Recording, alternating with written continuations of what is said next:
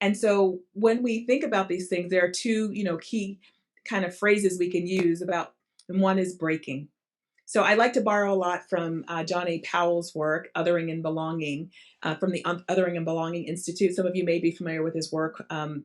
The former name of the institute was the Haas Institute out there in California, and he talks about breaking is the othering, right? It's a generalized set of common processes. This is very technical, definition he uses that engender marginality and group-based inequality across any of the full range of human differences. And here's the thing that I always saying to people, and we know this in our contemplative communities, that we are one, right? We are not just connected, but we are interconnected and interdependent. So when we stop talking about breaking, what I remind people is that the opposite of breaking is not making people necessarily feel like they belong. It's not saming, sorry. It's making people feel like they belong. So that difference and sameness are equal on the path and road to oneness. One is not better than the other, and they are both important.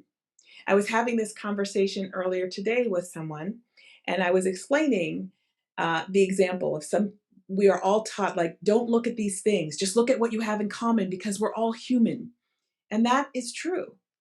And what also is true is that my differences give me a different experience in this life journey. So I'll give you a sort of a real practical illustration of what I mean by that. So most people look at me and they say, "Oh, she's African American," which I do identify with.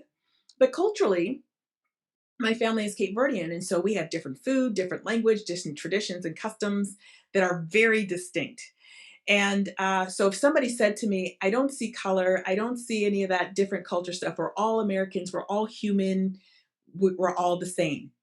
What that tells me is that all those things that I cherish so much, that I experienced since childhood, isn't important, doesn't have a place. And all of us have traditions.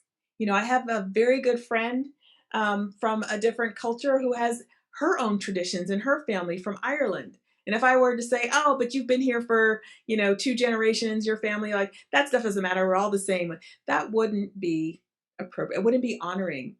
And in equity and equality, the sameness and the difference as being mutually beautiful, mutually important on the road to oneness, which is the road to belonging.